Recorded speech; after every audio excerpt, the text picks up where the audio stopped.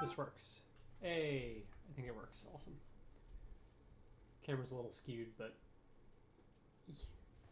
that'll have to work. All right, so we're gonna be a little skewed, but that's the. There we go. That's gonna be a little bit better. Okay, that'll have to do. I say as I try and adjust it more. Okay, that'll really have to do. Okay, so today we are going to be fixing your keyboard. I'm going to let my music play and you tell me if it's too loud or if any of it is too loud.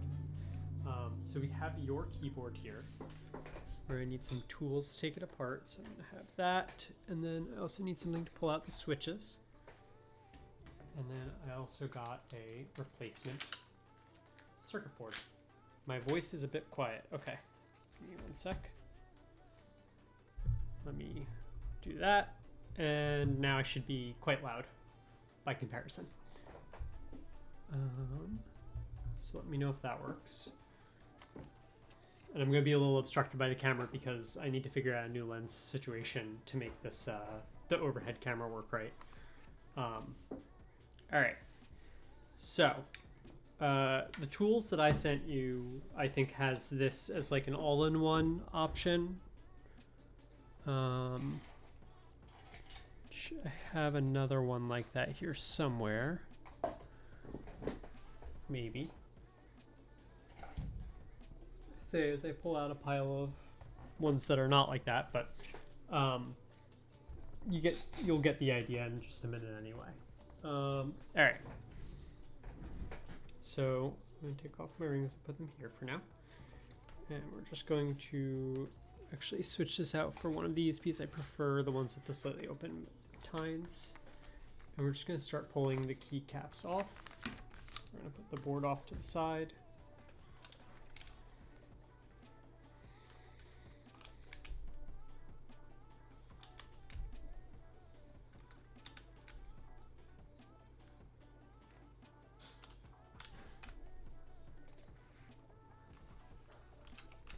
Key popping ASMR.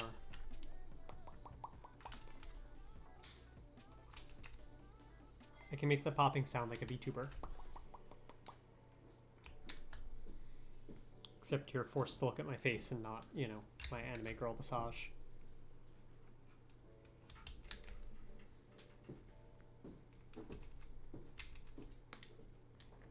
How is everybody's Monday?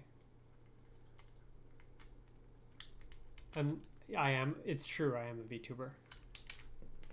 I'm an IRL VTuber. Hey, bunny. Mike, how are you feeling? Have you gotten over your infection?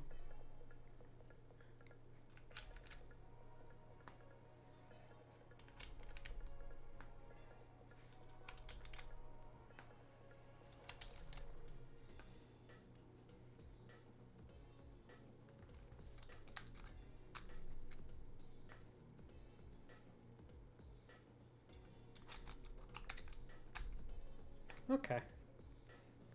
Hopefully smooth sailing from here.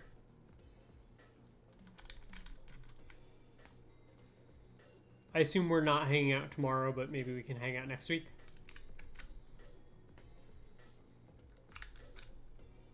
Hey, Helden. Oh wait, it's Heldy. Hi, Heldy. Yeah, the tired is going to be a while. I expect that'll be probably like a few weeks, maybe a month. Guess you're going to finally be forced to catch up on all that sleep. Hi! Oh yeah, now you're in like my time zone while I stream. That's pretty cool. It's just the way that it is. You're gonna have to catch up on your sleep. No! That was something that my wife and I had to reckon with a lot when we got COVID. Yeah, I'm very popular with the people who specifically know me very well and like to watch me pull things apart. I'm very popular with my group of friends. Time zones are weird.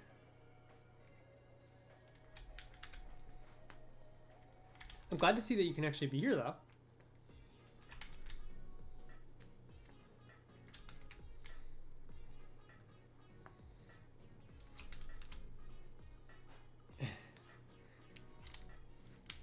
I didn't even post my stream link anywhere today.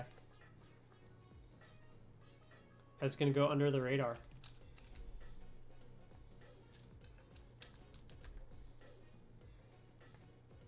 Y'all are too kind. All right. From here, we don't really need the puller. We can just kind of gently yank. Okay, we might need the puller for that one. Put space bars on there. Toy. All right, let's get the space bar off. Gently applying upward force. Scooch that over. Scooch that over. Okay, so it's this row, or this row, that we're having problems with. Yeah, this row. So we are going to notification crew. We are going to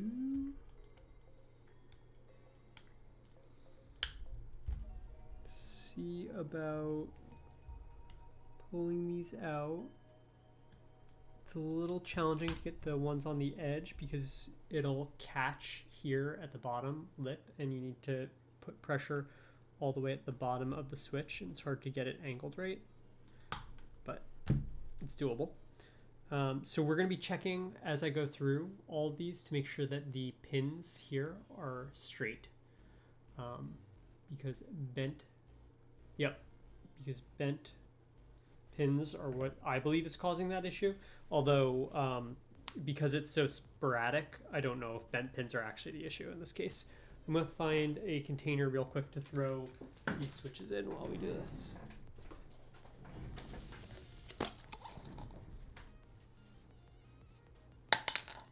One. All right.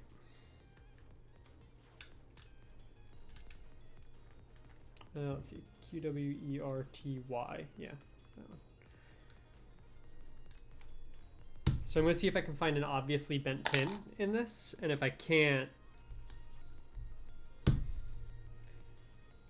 then, well, either way I'm going to replace the board because they sent us a, yes, the problem here, okay, so for those of you who are watching, the problem here is that every time we actuate anything along this column, the entire left side of the keyboard also actuates with it. So that is what we're trying to sort out. And I assumed that it would be because of a bent pin in some capacity, but it looks like all those pins are correct. So it wasn't, that kind of makes me feel good because I was worried that it was something that I screwed up, which means it's nothing that either of us screwed up. It's probably just a circuit board issue.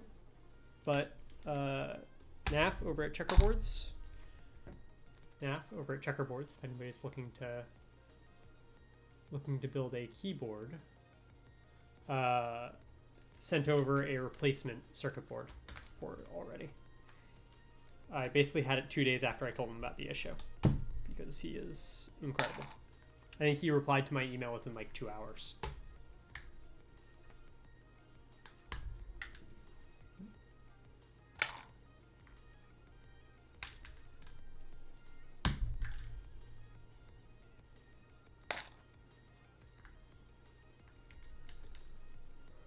He really is, he is the man.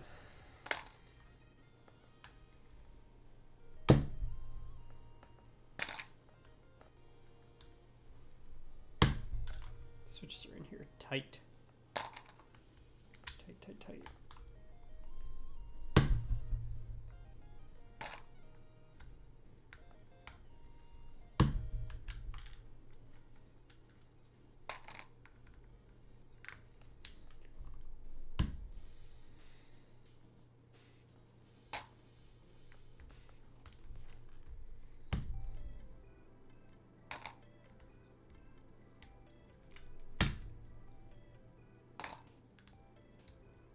I'm just inspecting all of them as I pull them just in case. Hey Joe, how's it going? Thanks for coming by. Man, I got a crowd in here tonight. I expect that I'm going to be doing a lot more keyboard streams now that I got my new desk setup done. I'm doing all right. We're fixing a keyboard. We're going to be doing a lot of keyboard streams soon. I have 2 to finish up for my buddy Brownie. And I have 1 that is going to have to get done for Lola. I'm going to replace the switch because the top bent out of shape. That, or I'm just going to open it up. We'll see. We'll see if I need to replace it or just put it back together. Yep, Brownie and Lola. And then I have a backlog of 2 for myself, and I'm going to have more once Brownie's other one comes in. So, this one also bent. You can maybe see that this part bent in. I don't think it would actually cause a problem in it anyway, but I don't like it. And I kept a few spares of these switches, so. Yeah, Return of the Keebs. I had to build up a backlog so I would have some to work on. And now I bought a new camera alignment, so you'll see that it did not have a problem when I worked on it, no. But I obviously fully believe you because I was connected to your computer when it happened, so.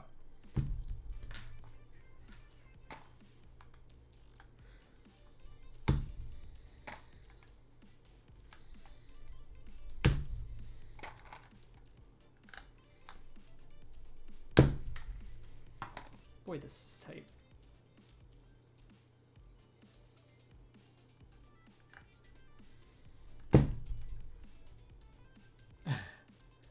Fair.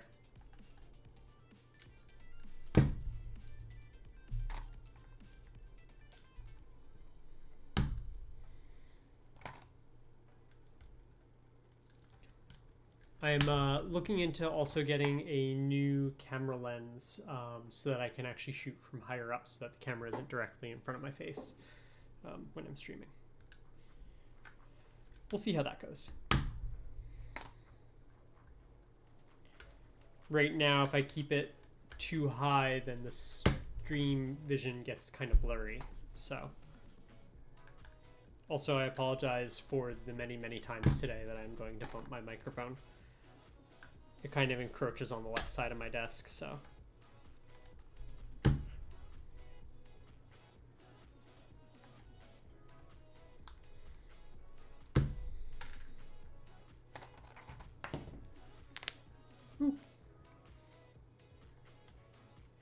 Also, if you ever decide that you want a rotary knob on this, we can put in a rotary knob as well. So, just an option if you'd like it.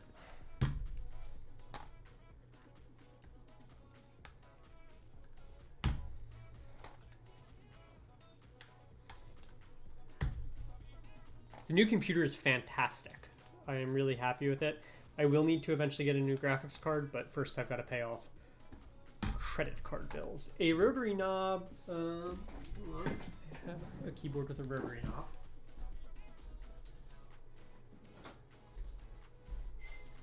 A rotary knob looks like this, and you can twist it and do volume up and down and press it in to mute.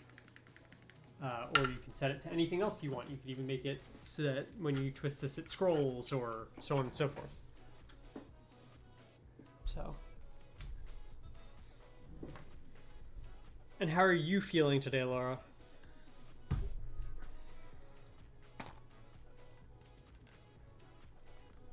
Yeah, they're nifty. This one can actually support 2 of them. I think top right left and top right hand corner and top left hand corner. Can both be rotary knobs if you want.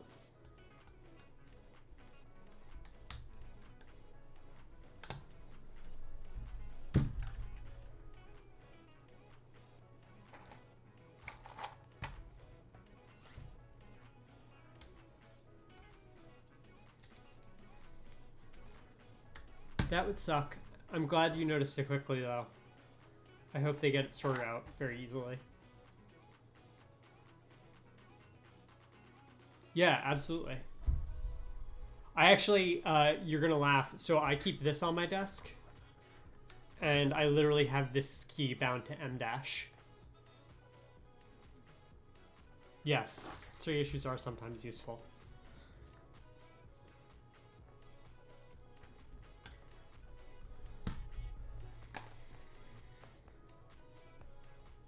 Awesome. Good. I hope that gets it sorted soon. Oh, this guy? I think you would love this guy. It's like a tape deck. It's my little tape deck macro pad. Basically, I just have it set to whatever keys I think will be like useful at any given time. I'm glad that you're doing well otherwise. I hope that the infection gets sorted out real quick.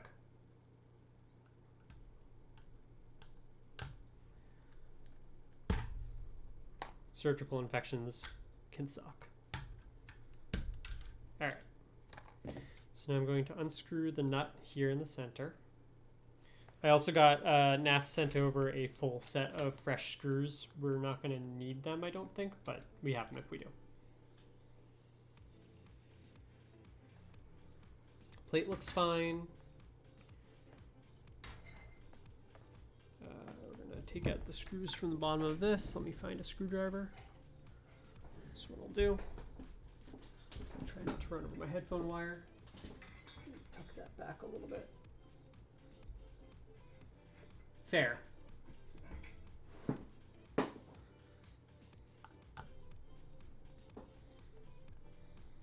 How did I learn the Keeb stuff? Okay, so there was a person in the Fountain Pen Discord, Jaw, if you remember Jaw, the younger guy who went through a whole lot of crazy stuff. Yeah, so he was selling one of his keyboards. It was a mechanical keyboard, and he said that it was like custom lubed or something like that. And so I bought one of his keyboards. He said it was hand lubed, I think. And it was just like, it was an off the box, not hot swap or anything like that keyboard. But he had swapped the keycaps, and he had done like he had like added some like automotive grease to this the stabilizer for the spacebar, I think. And I got it, and I wanted to get a numpad because I was one of those people who was like, I need a full-size keyboard. I wanted to get a numpad to match it. It was already like a 70% keyboard or something like that, 75%. So I bought a numpad from like YMDK or one of the super cheap companies. When I was working on the numpad at one point, I was taking off one of the keycaps, and I accidentally ripped one of the switches in half. And they were like, oh, you can, if you can use a soldering iron, you can replace it. And I'm very competent with a soldering iron. I actually worked for a guy doing soldering for, he made like lighting equipment for bands. So I actually, if you know the band, there's a band that's somewhat popular in the US called Portugal the Man. I actually made the lights for their US tour in 2012 or 2013. Every single cable in their lighting equipment I hand soldered. So I had learned to solder while doing that. Maybe the board is a little bent. Let's see, it would be somewhere here. Oh, there is... The board isn't bent, but it looks like this trace might be exposed here. So maybe that could be causing it. I'm really not sure. I'm not an electrical engineer. So, a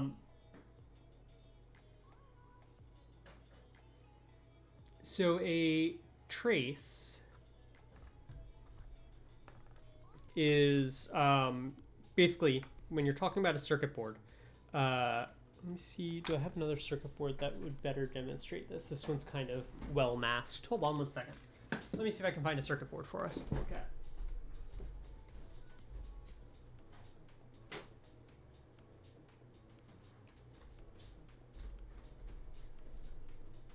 one of Jackie's boards should be beautiful for demonstration. One moment. Also, let me see if I can make this a little bit less blurry. That's more blurry.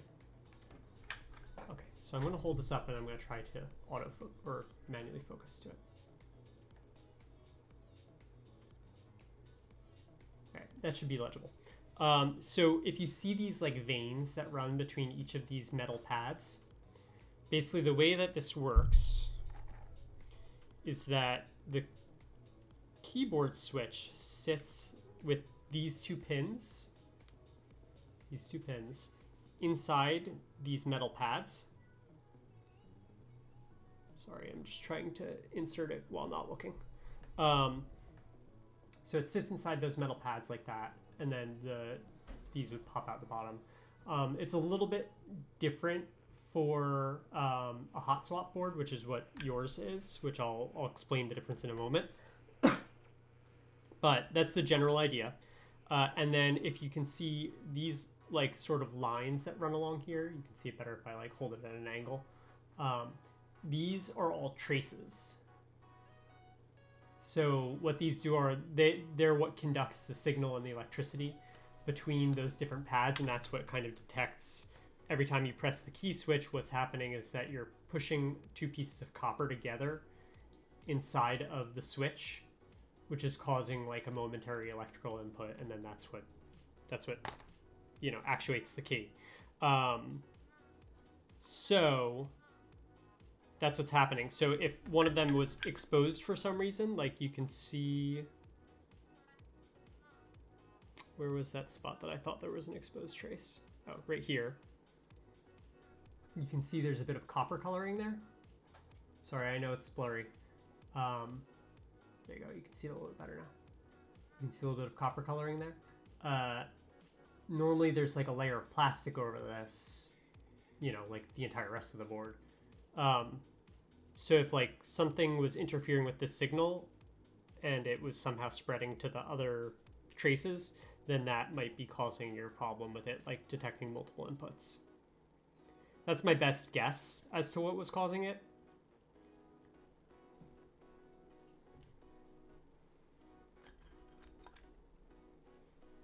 So we'll see if that's the case. I mean, we won't see if that's the case, but we'll, you know, replacing the board should fix it. Yes, it is. It is directly in line with the offending column. QWERTY. So it's, yeah, Y. So it's directly to the right of the offending column.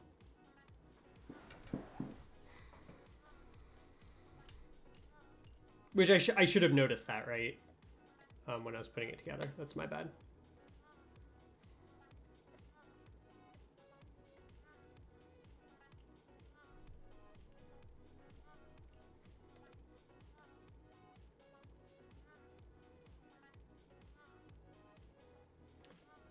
Yeah, when you're talking about electricity, that's all it takes. All right, so here's the board. So I'm gonna set that aside. That's gonna get mailed back to Naf so that he can investigate it. You're gonna take out your new board, which is here. You can see there's no exposed copper on the top. Looks all clean. So what I was saying is your board has, yep. Your board has hot swap sockets. So if you'll notice, this board has no socket, none of these like these sort of parallelogram, I guess, sort of shapes. These two intertwined rectangle shapes on the bottom here, which when I put this board together, I'm going to have to use a soldering iron and solder each individual switch in, you know, semi-permanently unless I unsolder it. So what this allows you to do is just pull the switches out like I did earlier, just a minute ago. Sorry again for hitting the microphone. And that will allow you to swap or hot swap those switches anytime you want.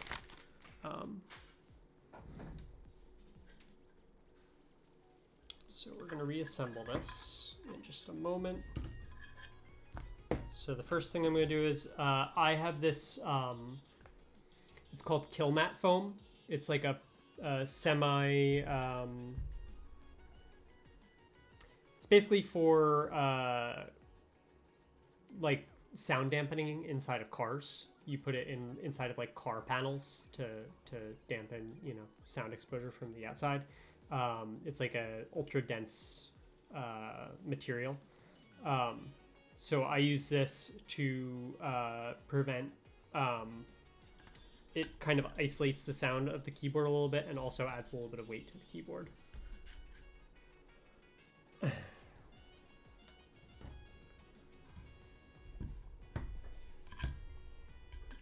And then I'm also going to take a look at fixing those 3 switches that I kind of ripped in half when I was pulling out the switches. Let me just find my switch separator, which is over here. I'm also going to move this a little further away from my hand, and I'm going to adjust the microphone like so that I can still talk into it. Sorry if you're getting weird noises or anything like that. Weird noises. Okay, should be good.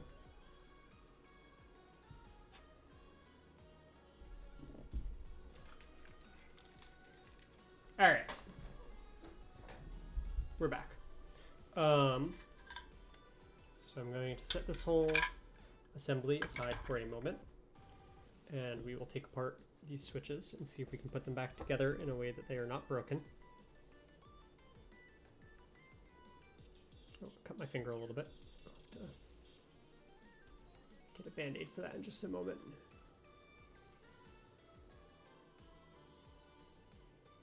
Yeah. All right. So I bent that. How badly did I bend it? Can I bend it back?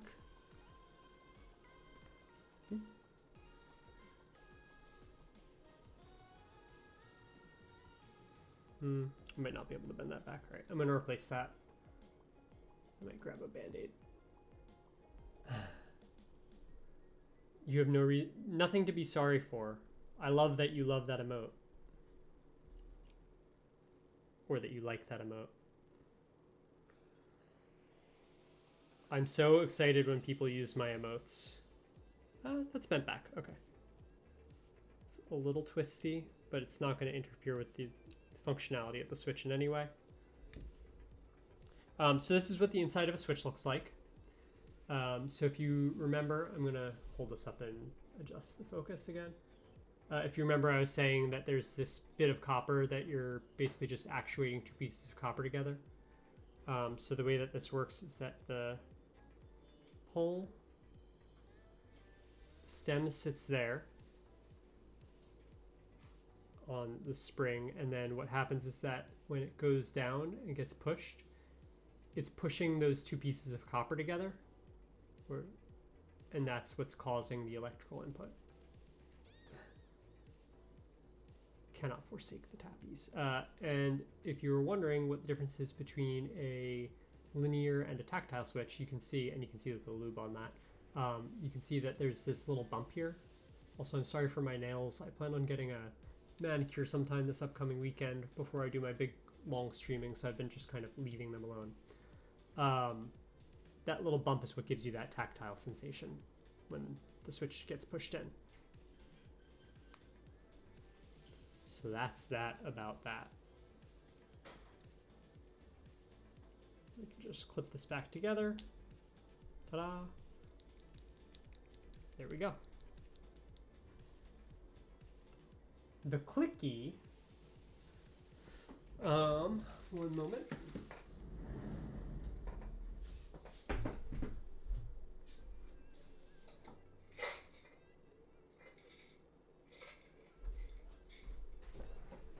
We should have some clickies in this jar.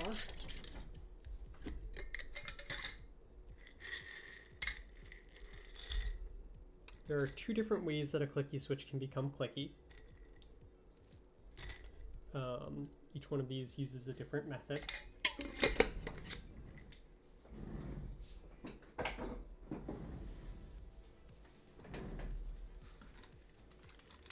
And those 2 ways, this one uses something called a click jacket. So you'll see this has this like extra little piece of plastic here. What happens is that the extra little piece of plastic is what actuates the switch. And then it smacks up against the top part of that switch, creating an additional sound.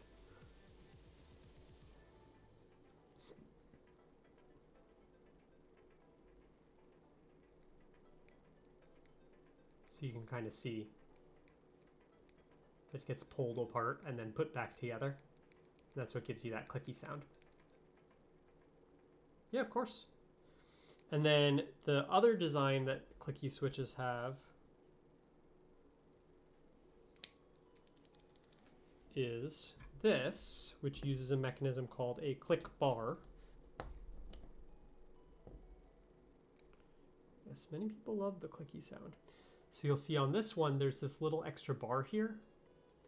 So when this one gets pressed down, line that up. What happens is that this side over here actuates the switch with that little green button bump there. And this side just hits this little piece of metal. Sorry, it's hard for me to... Oh, I don't know where the... Gone forever. Oh, here it is. Actuates that other little bar there.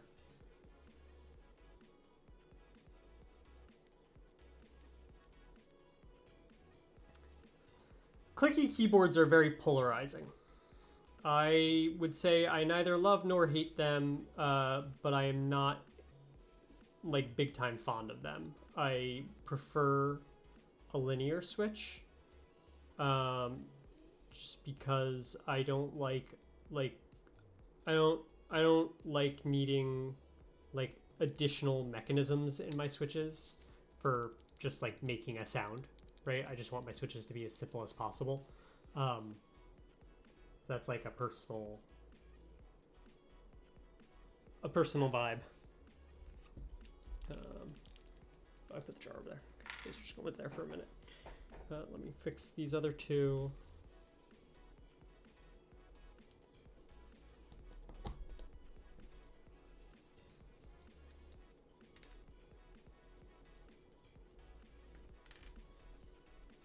Give your brand new keyboard a tune up, even though you didn't even get to use it that much.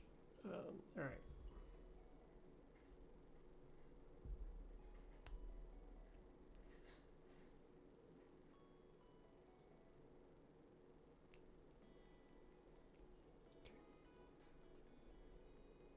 That is bent back into shape.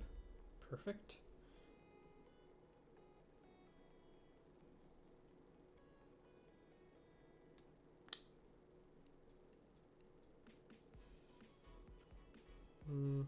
Things spun around when I put it back in. Oh, definitely. It's going to be awesome.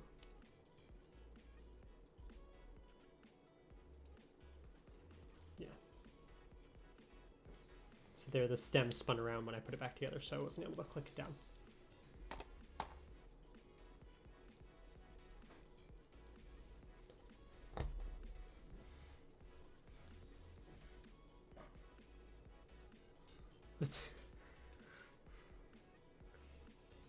Eldritch PhD noises.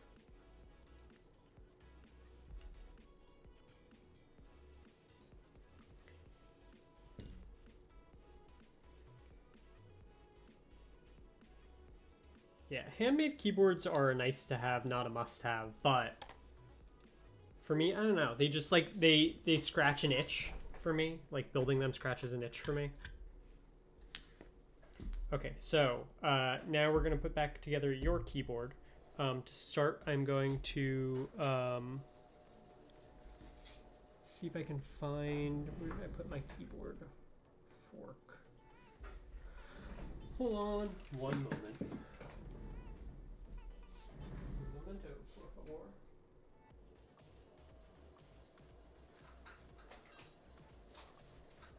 Where did I put that thing? Oh, here it is. It was in the cup I thought it was. It was just deeper in the cup than I thought it was. I have 3 laptops. They're just all for work. Alright.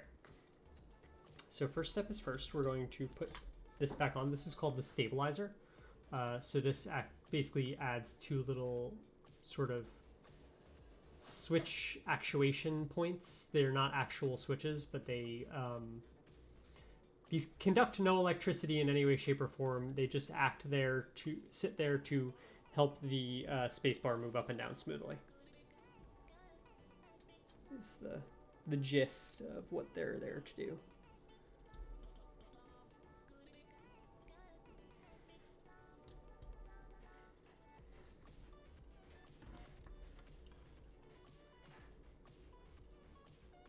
Make sure those are lined up correctly.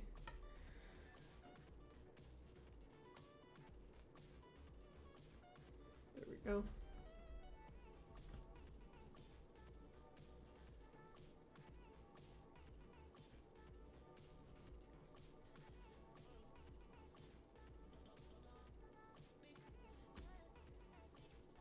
Swear to God. Get back here. Stupid O-ring. Alright. Let's try that again.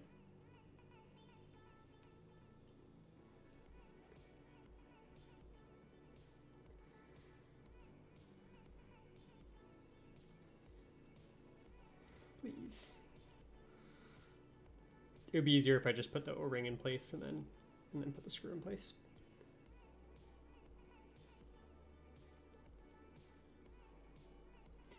Yeah, basically anything over a 2U key, I believe, gets a stabilizer.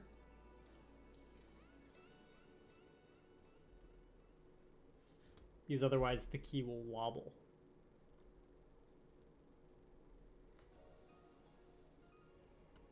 Okay, there we go. Sorry for screwing it in and out of frame.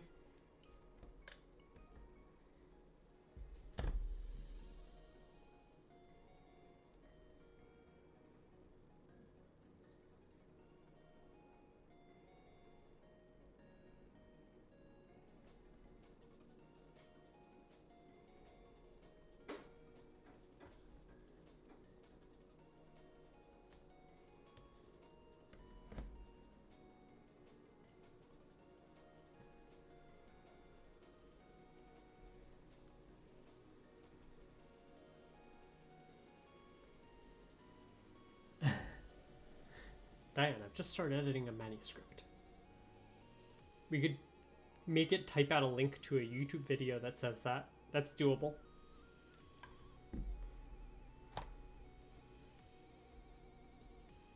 Alright. So now I'm going to put this fork in place for a moment. I'm going to sit this down on the fork. Actually, I'm going to put in some guiding switches first. So corner 1 has to go like that.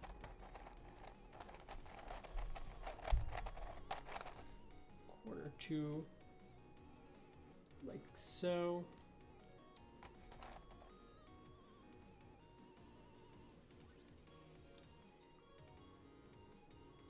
Corner 3.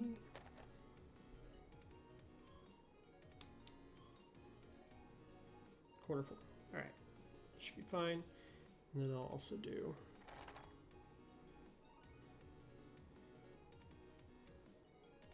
one, 2 in the center. Gonna line those up. Gonna slip the fork in there. Then we're gonna push down.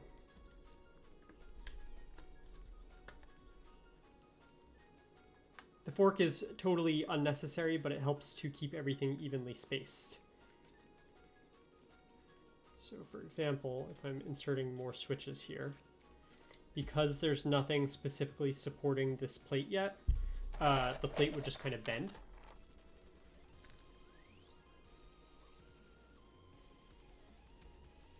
but because we've got the fork in here, we can kind of push down without worrying about it bending because the fork will hold its shape. Hey, thanks for the sub. Welcome to the leaf pile.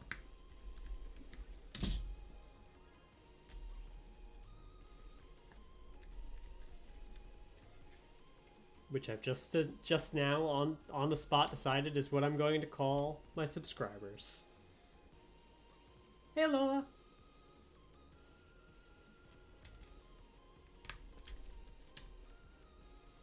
We just had Healthy in here. I have fan names now.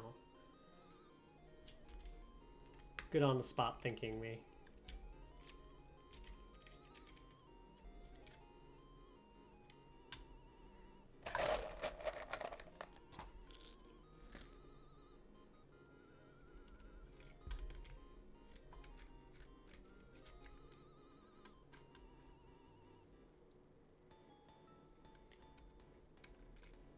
Something that's cool if you ever order a keyboard from P3D, they send you these little plate forks along in the box, which has been really nice. I have found them to be very lovely. Before that, there were like a handful of Canadian vendors that made them and sold them separately, but like it's really hard for me to justify ordering things from. I'll happily build you one with a spinning knob anytime. They make some really cool spinning knobs. I have, let me show you real quick. I have this little spinning knob called the Dumpster Fire. So this is a knob that you can put on your keyboard that also looks like a little trash can with a smiley face, and it has a working lighter in it. It can hold lighter fuel, and you can literally use it to light, you know, cigarettes or whatever. Your ambitions on fire.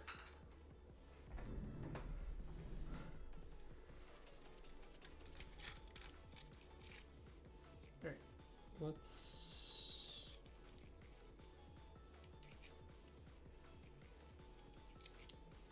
do this bottom row here.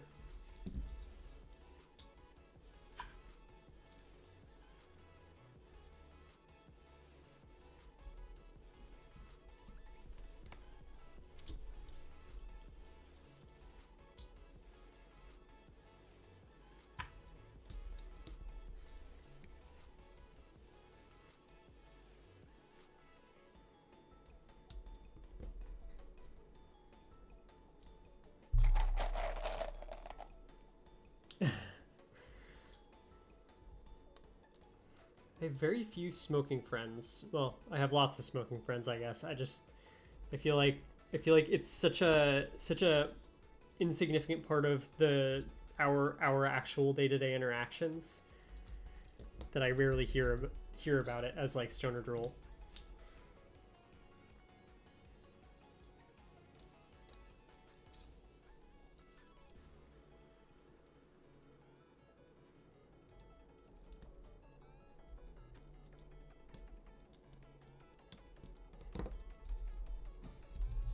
But yes, I can get you set up with a nice little rotary in the corner there, and then we can use that rotary knob if you want it at some point.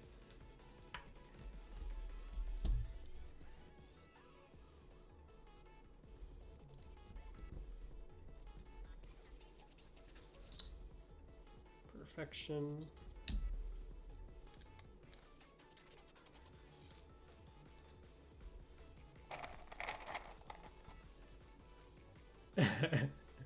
Yes.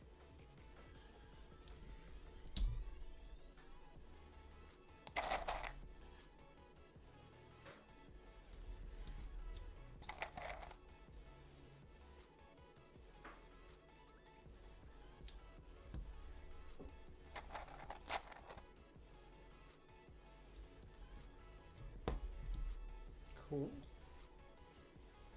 Got the bottom row done.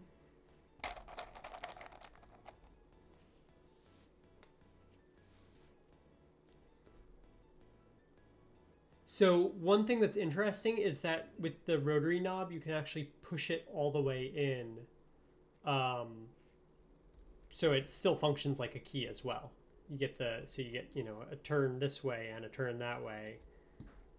But also, I know it doesn't seem like you have many keys, but you have so many keys with this keyboard because, again, you're going to have 3 layers, right? Or more even if you want, but 3 would be like the bare minimum that I would expect. So you have, it's a 12 by 5, right? 1, 2, 3, 4. So it's 4 by 12, let's say, plus these. So 4 times 12 is what? 50? 48? 48. So you have 48 keys there. And then you have 3 sets of 48 keys, right? So that's like just shy of 150. And after you factor in these, it's well over 150. So realistically, you have, a full keyboard and then some. Sorry, I'm really bad at doing math on the fly or at all. Thank you for being here to save me, Laura. Exactly. Yep. Like on my daily driver, right? I have this guy. This is the guy that I use all the time. The way that this one works is I don't even have so this is tab and escape. And this isn't a caps lock key. This one, when I hold this down, J becomes my dash and K becomes my plus key. And these become my numerals. And this turns into escape. Normally it's tab. This becomes delete instead of backspace.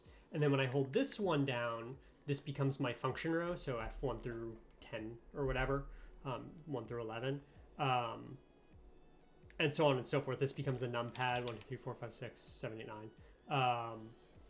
So on and so forth. And if I hold them down together or different key combinations, you get the idea. But like people always ask me like, oh, how can I use this as my daily driver at work? I literally work in a industry where I'm punching in barcode numbers all day. And the answer is because I just remember that U is 7. And that R is 4, and then I just kind of wayfind from there. So I remember that, if my hands are at rest, then I'm always at 4 and 7. So then it makes it relatively easy to remember.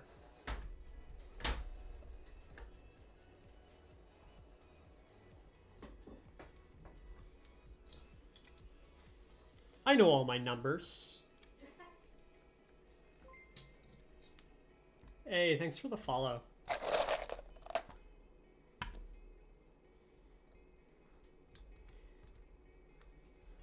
Hopefully I can show you many more cool keyboard builds as time goes on. Let's pull that one out a little bit. There we go. Side to side. Let's go. Let's go. Let's move side to side. Let's go.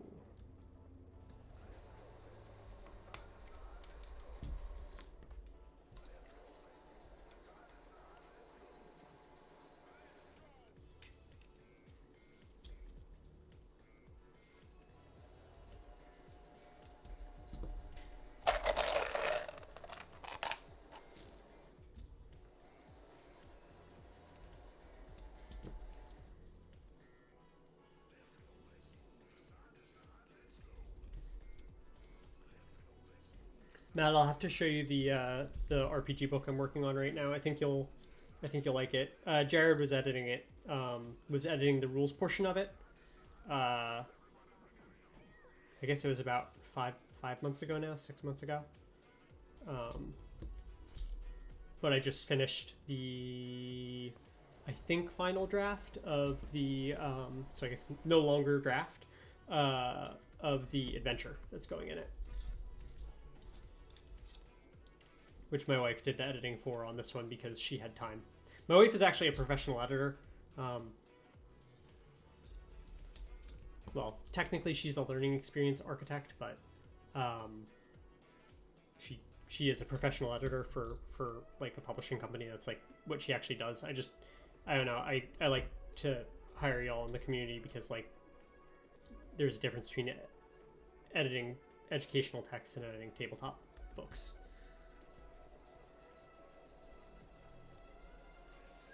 Yes. Yes, you don't want me editing or anywhere near your book unless you want a lot of commas. I'm good at writing, I'm good at pumping out lots of content, not good at editing. I am, a comma splicer would be a generous and kind thing to say about me.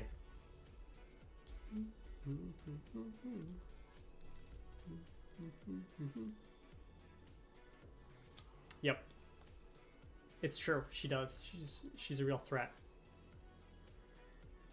I always give y'all prominent spots on my copy page or whatever.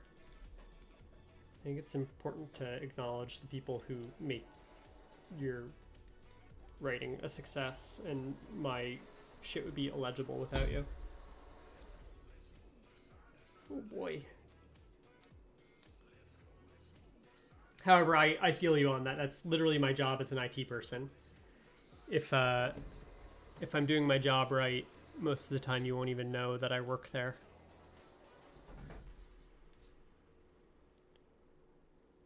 Some of the staff were joking that they were going to nominate me Educational Support Personnel of the Year.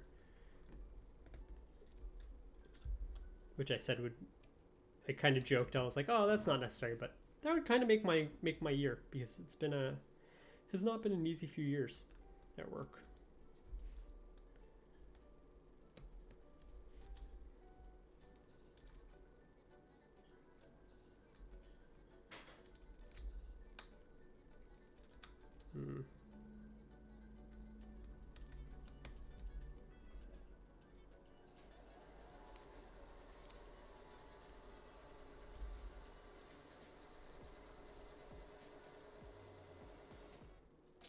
That's about right.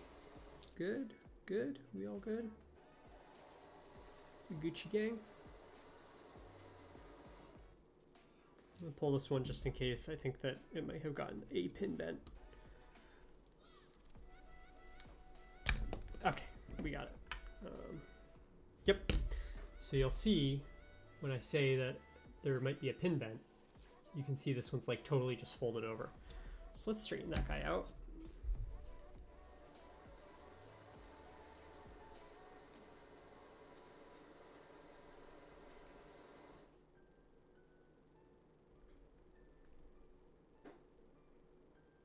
Otherwise, you're going to have issues with your 3 key.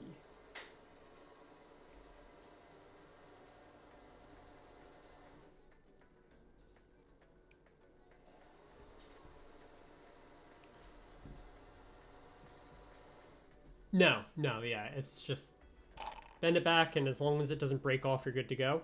Otherwise, I sent you spares just in case. Sometimes you do want to just swap them out if they're really, really, really bent. Or sometimes they'll snap off when you try and bend it back. I don't remember if these go in here or one further over, so we're gonna hope for the best. I think that's right.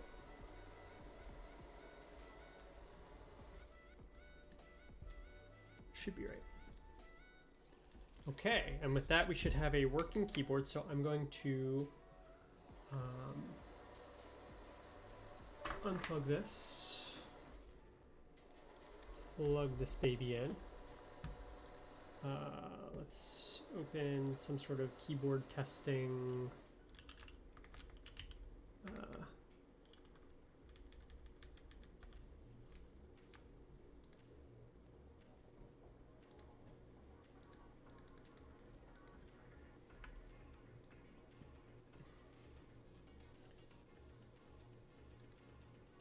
There we go.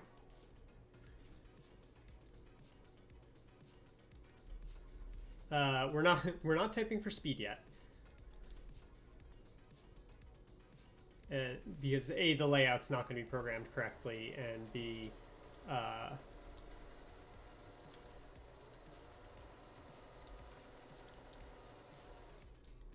yes, that one is not working. Okay. Oh, well, okay. I might have to put a layout on this thing first. Hold on 1 second.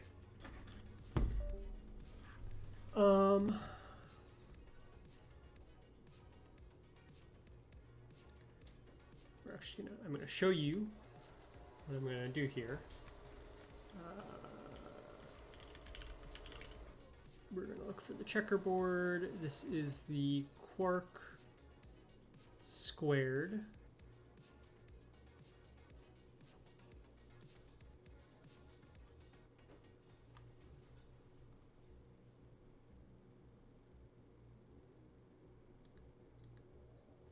And then I'm going to open up QMK. This is what I was trying to help you get done, to see if that was the issue.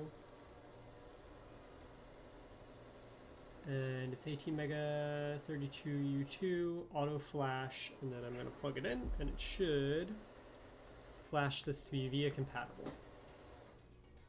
And if it doesn't do it automatically, then what I need to do is press this little reset button on the bottom. All right. So we see success. It has been flashed. Let's try this again. Authorized device. Maybe. Let's unplug and replug.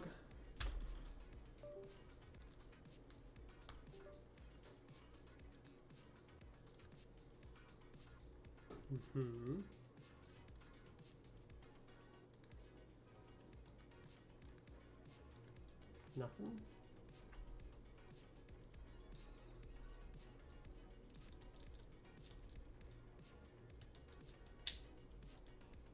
Right, we have NAF's funky layout still. But this isn't showing up in VIA.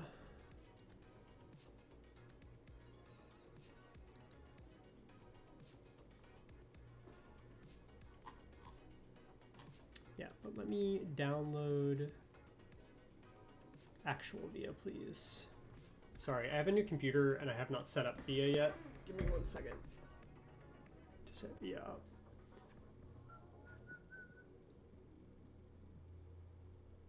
Switch back to camera mode real quick while I download VIA.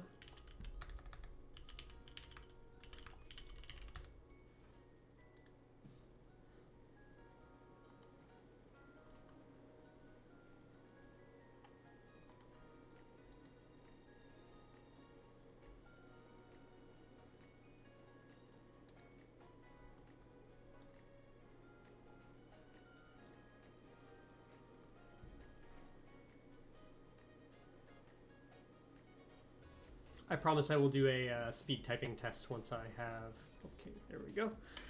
Once I have a set of keycaps on this. Okay, there we go.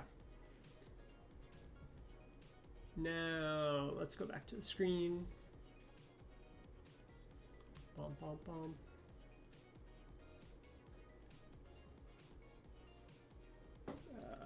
Here we go. All right.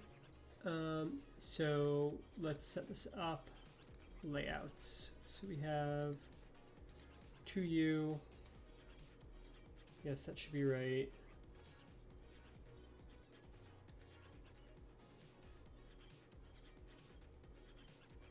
And I'm just gonna set this up how I would use it, and then you can change it any way you want. Do escape. 1, 2, 3, 4, 5, 7, 8, 9, 0. Backspace. We'll do tab. Annoying that I can't just do it from there.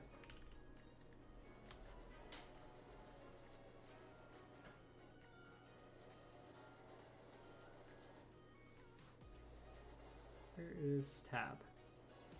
Tab.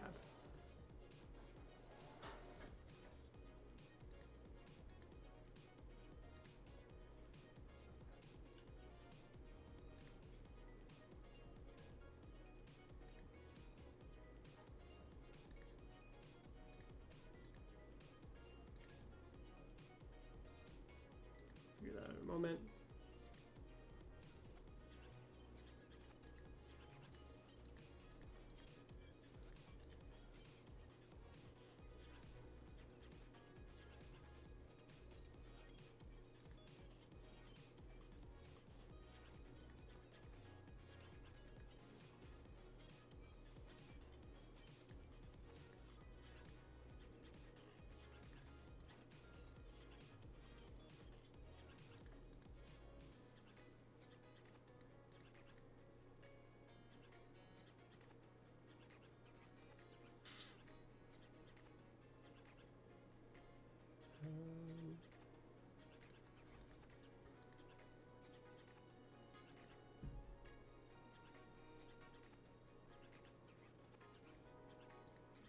guess we'll do left win. Left alt. We'll do this as layer 1, 2, space,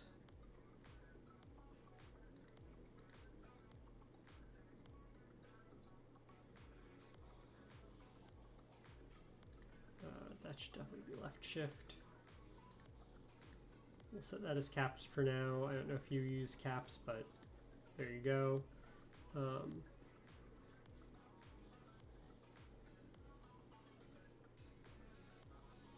We'll do left alt, or sorry, right alt, right win, and menu.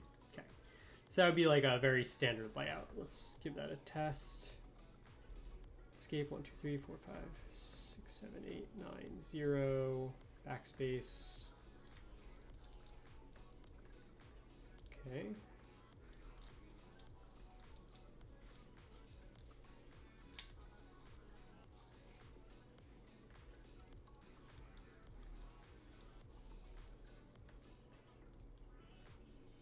So far, so good. And this would be your menu key. So your menu key is not working. Let's try putting that on a different key. Oh, I set it to right app. Let's just try right and just to make sure it's working. Yeah, okay. The key works. It's just that the functionality was not. If I do it like on here, okay, it works. Works just fine. Great. All right. Okay, so this is a very standard layout. We'll do more layout shenanigans after we put it all back together. First, we're going to get it in the case.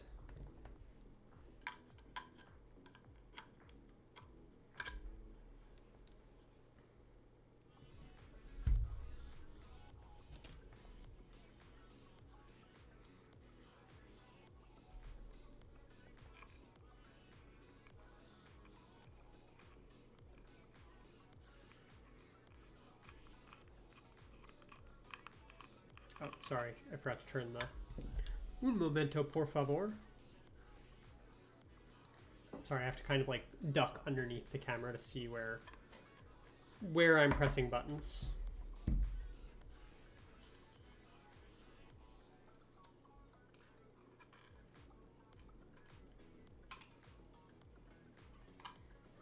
Let's get one of the screws in there. All right, we can't get all the way in there yet because I need to line that up like so. Okay, now we can screw that in.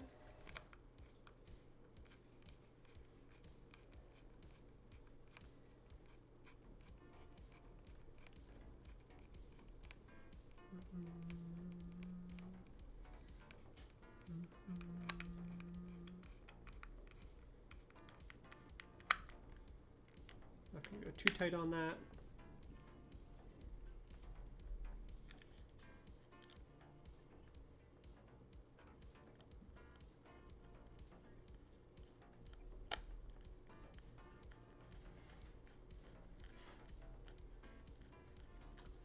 It's called Kilmat Foam. K-I-L-M-A-T foam.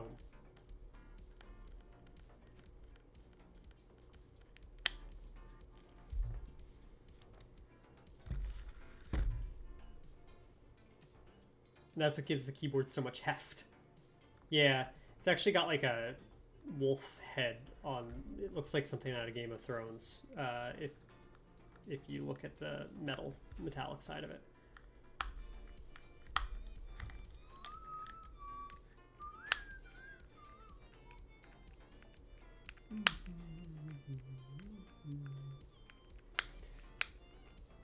But man, it works. It really dampens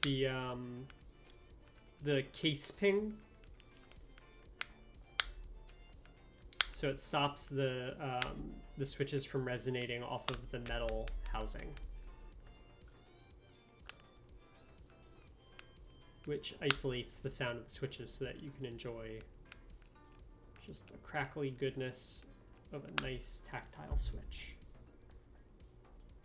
Although yours are pretty light tactiles, so you're not going to get too much of a crackle out of them.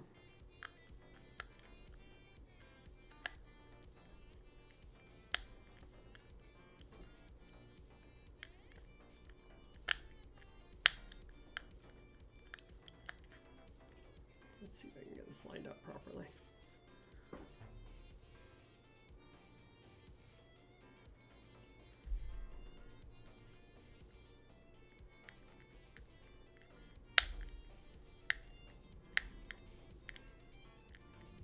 Might need to actually use the proper size screwdriver head for this.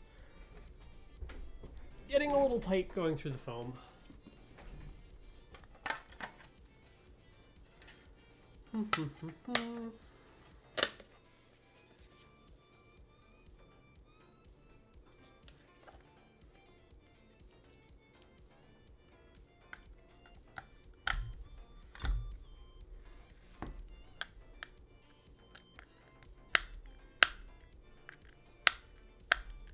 Is this really Philips 00?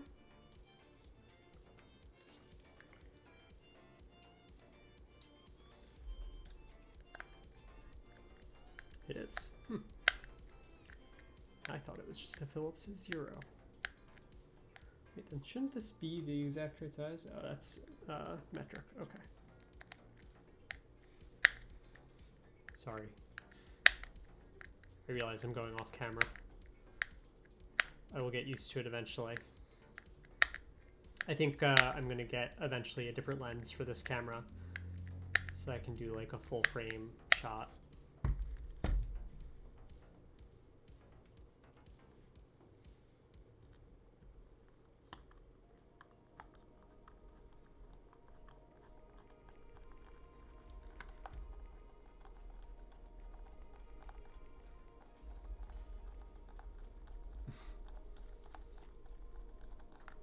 Well, if I were to show you, like, let me turn off the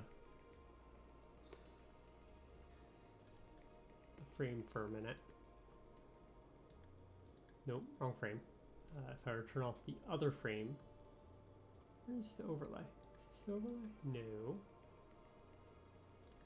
There you go. That's how much of my camera there actually is. Actually, there's even more off to the right. It's just kind of like bounding boxed. By the thing. In fact, if I were to switch to this, nope. Wait, 1 second. If I were to switch to this, oh no, it's huge, huge. If I were to switch to this. I said, if I were to switch to this, then that would give you a lot better view of my desk space. But then we lose all the cool, you know, shenaniganry. All the cool chicanery. Okay, we'll keep that just in case we need the screwdriver set. I'm going to skip putting the nut back on that because I think that there's just a risk that it's going to crack the board, and I don't think this is coming out anytime soon. Yes, the sacrifices we make for the things I do for love. No clicking. Cool. Alright, I can put the lid back on that. Toss that back in my auxiliary containers container. Put that back together and put that away.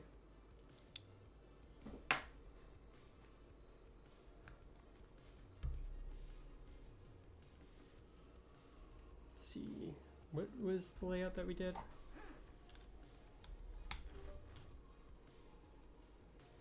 Alright. So I don't have a control key on the right hand side right now. And I think you sent back the keys, but we'll do that in a minute. Control.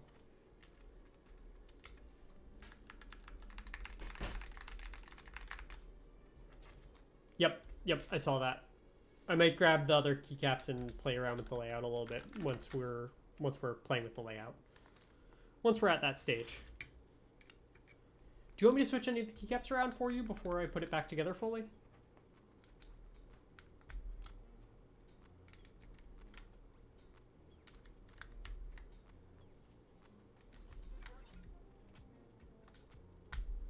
I mean, you can always do that. It's obviously very simple to change a keycap out.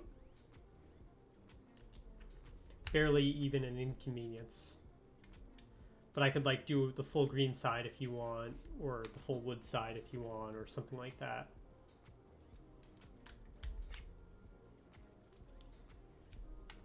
And I'll throw this video on YouTube as well, so if you ever want to, you know, take things apart yourself, you can.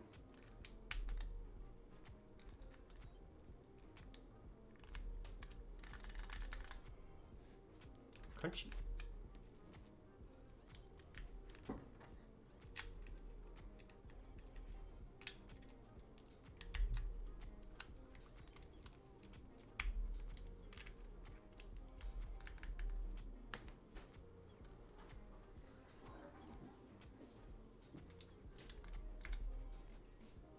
Yeah, I need an editor to clip it up so that it's not not an hour and 15 minutes long with me assembling a 50% keyboard or whatever, but maybe I could do that. I guess I have a computer that can handle that now. Have I dropped any frames or anything? How has the stream been for you guys so far? Has it been better, a little bit more clear than it was in the past? Not too choppy? I literally quadrupled my processor power and also my RAM. So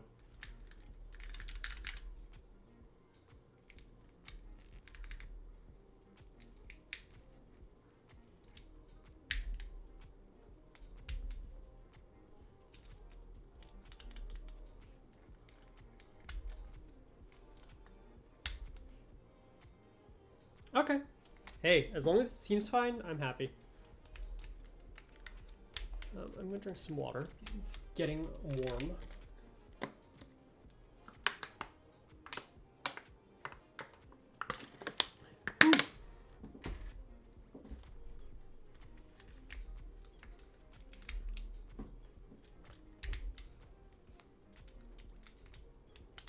All right, let me go grab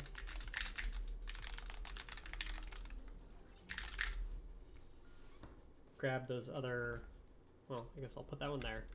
What do you want? Do you want this to just be super alt control? We'll make it symmetrical. We'll do that for the layouts for now, and then we can change it if you want.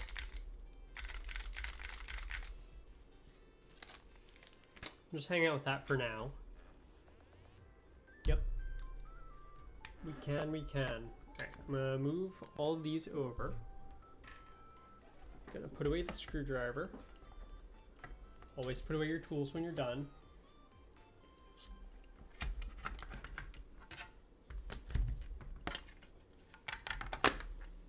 Yeah, so I'll show you what I personally find useful. Everybody kind of has their own layout, and like there are a bunch of dudes who are really into programming who have like programming specific layouts. Mine works for me for the light editing that I do, and for my goal, which is to type fast and play games for the most part. And to, yeah, because I write and I game. That's what I do. Let's, I think that I could do...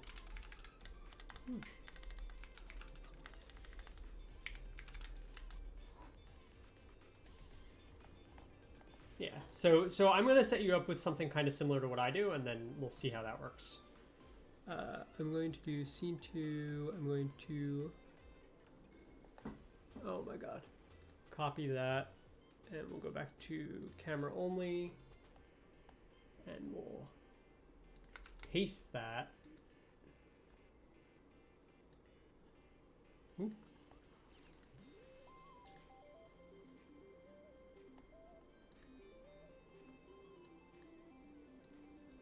Okay.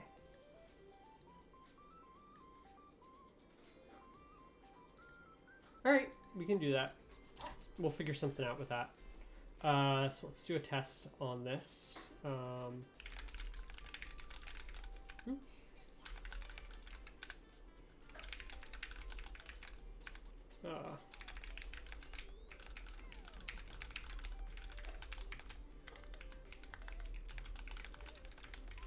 Sorry, I've been using staggered keyboard for the past few days. Whew.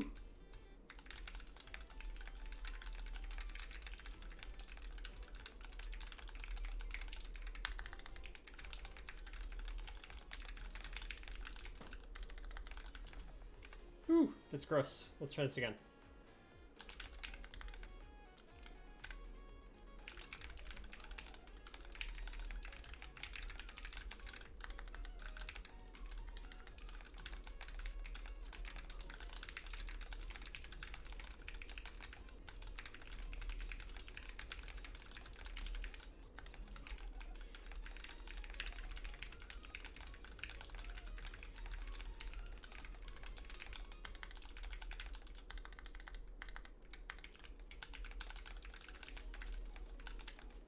Okay, that's a little better. Sorry, when I switch from ortholinear to staggered and back, it throws my brain for a couple types.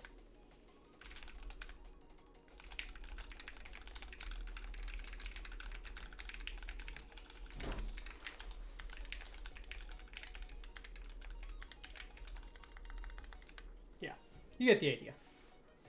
All right. So I think that it's working. Let's look at the layout for a minute. So we're gonna go back to here. Let's pop this baby up, and I would recommend. Okay, so what I personally do, and you know, this varies from person to person.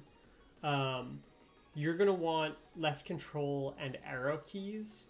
So what I would recommend is, and like I personally hit my left control.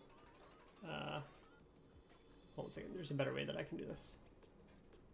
I can turn on this and throw this above there.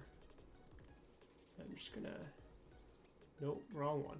I want that. Yep. Zoop. All right. We're just gonna stick that there for now.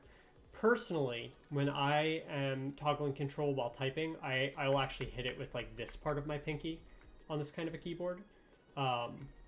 Especially if I was gonna do like WASD movements, just because I find that really easy and intuitive.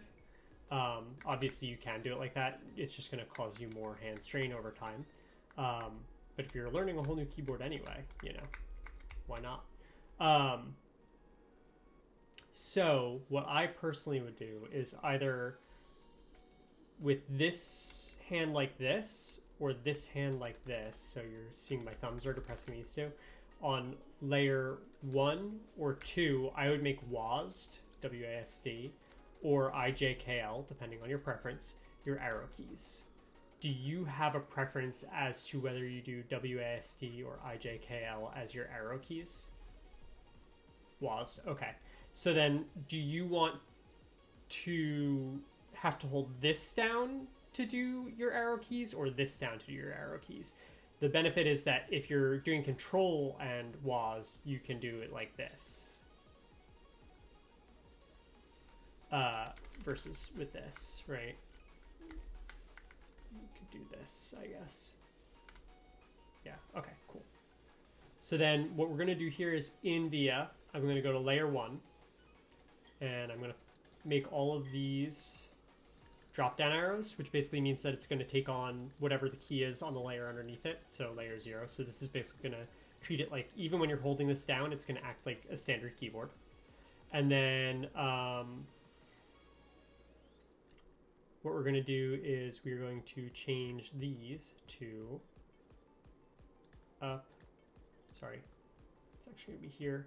Up, down, left, right. Okay. And then the other thing that I would recommend is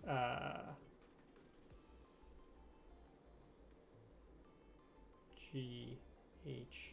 I like having J as my dash and that as my plus because, and I would set that as your tilde. Because basically what that allows you to do is when you're in your home row position, if you just put your finger here and put it down, then you start typing like this, then you get, and it makes it very easy to find what you're looking for. I also like to do my pipe on my question mark. So that would make this key pipe and /. So now you're like JK /. The other thing that I personally do, you can have this be your colon key if you want. If you'll notice, the keyboard that I use has one. Yep, exactly. That's exactly what I do. I have one less row, so when I hold this, this is my colon. Because I use my colon, semicolon less than I use my quotation marks. Cool.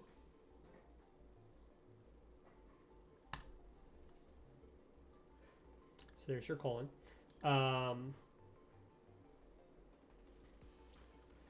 So that basically leaves you with an entire other layer.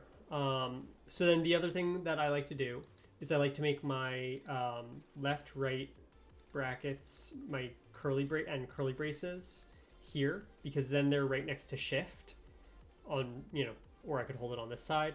So it's easy to swap between them, and it lines up with the two arrows, left, right arrow. So that's what I personally do. Again, feel free to change any of this that you don't like. And then the only thing that you are going to need for sure,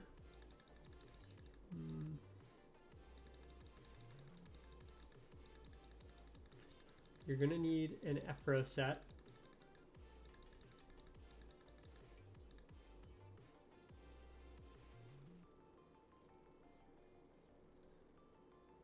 Yep, exactly. That's the idea. And then we're going to use your right key for all the mechanical stuff. So like for this, I'm going to do F1, F2, F3, F4, F5, F6, F7, F8, F9, F10. And then I'm going to move F11 and F12 here. And then this is going to be delete. That way, if you need to do left control, left win, left alt, those should work in the drop down anyway, but then if you need to do control alt delete, you can just do control alt delete, and that'll work for you like that. So that's going to be that.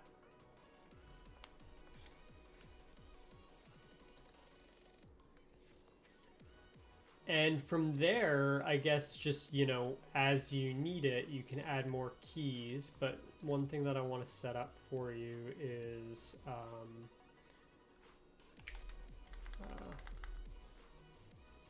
we're going to do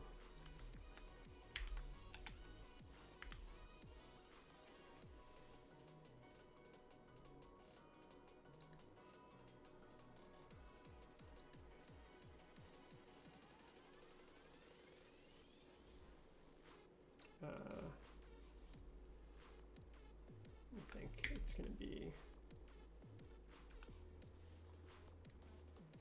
we need this to be numpad 1. It's 1050, right? Yeah, it's 1050. I think it's 1050.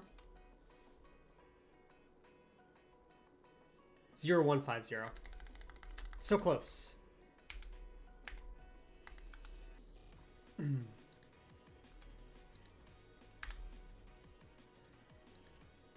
Okay, there we go. And then we're gonna close curly brace. Okay, so that is now your M dash macro. Oops. There we go. That should work. Okay, and then the other thing that we're going to want to do probably is I'm going to do on layer 2, we're going to map this to your shift key is going ooh, that was a weird hiccup. Is going to become your numlock. I'm just going to throw a numpad up here for you. So a numpad would be 7, 8, 9. Oh, wait, oops. 7, 8, 9.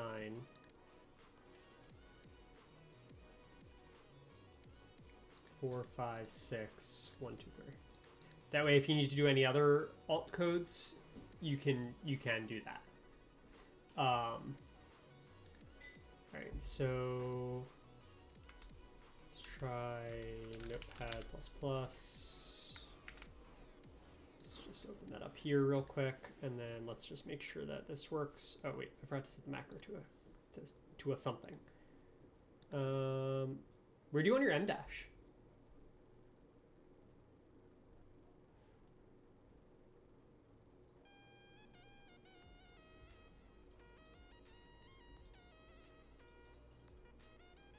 Oh wait, sorry, it's supposed to be 1.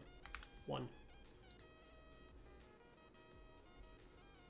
Standard hyphen. Do you want it to be standard hyphen with the standard hyphen except wait,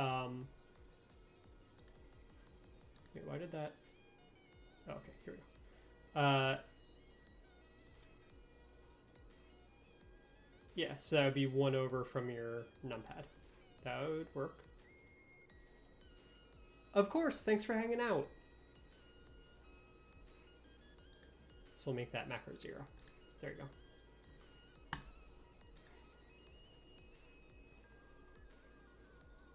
So now this should be, there you go.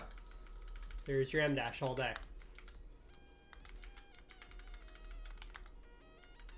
Lovely. So your M dash is now this NJ, where your hyphen is. This is your colon or semicolon.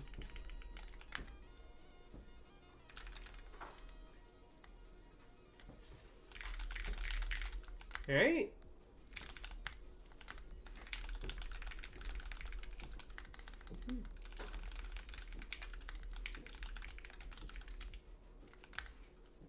There you go.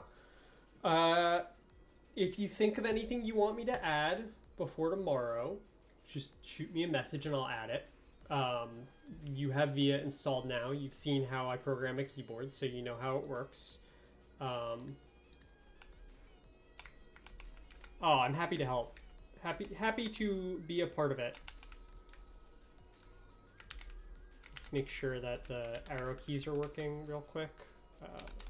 Yeah, look at those. WASD. WASD as fuck. There you go. If you think of anything you want to change in the next day, let me know. I'll change it. Otherwise, I will get it shipped out tomorrow. Does anybody else have any pressing keyboard questions or needs while I'm here? I'm going to mail this puppy back out to NAF.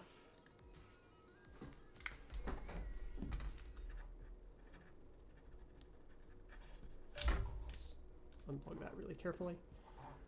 Plug this guy back in.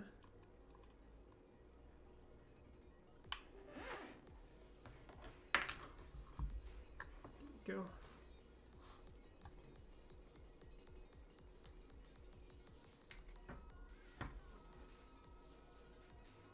Sure. Yeah, now you've got an example macro, you know exactly what to do. If you start typing things in on the macro pad section, it will start autofilling it for you. So it'll, if you type like the number 1, it'll say, this is how you do num1, so on and so forth. So that's relatively easy. Where did I put the bag? Oh, okay, I threw it on the ground. Where it belongs, on the ground. Move your keyboard off to the side gently. We'll put my keyboard back where it belongs. And I think that'll wrap the stream for today. If anybody has questions, as always, feel free to message me. I do custom keyboards if anybody ever needs a custom keyboard or knows somebody who needs a custom keyboard. happy to demonstrate and sample keyboards, setting up the keyboards, anything else keyboard related. I might do some Teamfight Tactics streams over the next couple days before I start my big keyboard backlog journey. I think I'm gonna get a mani before, and maybe fix up my finger before I do the next keyboard stream. Who knows? Maybe I'll even paint my nails.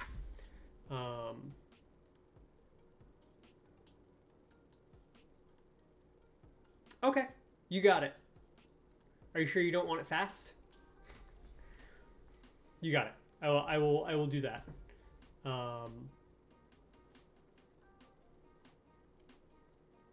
Yes, there will be Leaf streams coming in the next few weeks. Tell your dogs, tell your friends, tell your family.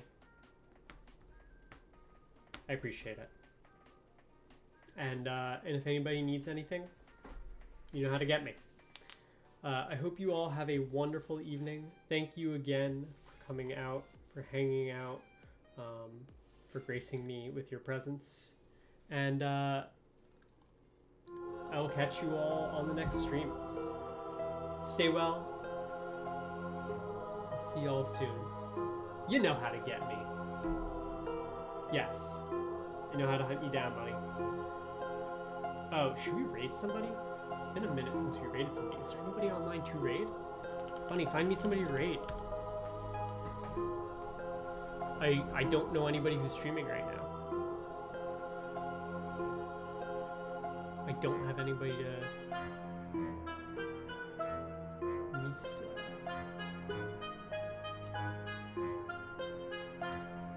The Misa? The Misa Yang?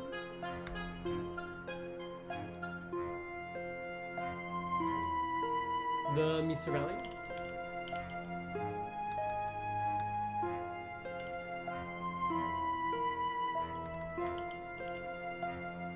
Alright, we'll raid Misa.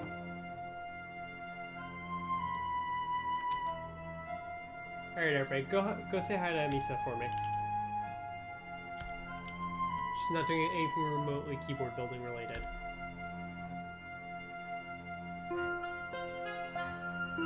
And she's intended for mature audiences, but you're all very mature people, so be kind, be mature. I'll see y'all soon. Goodbye!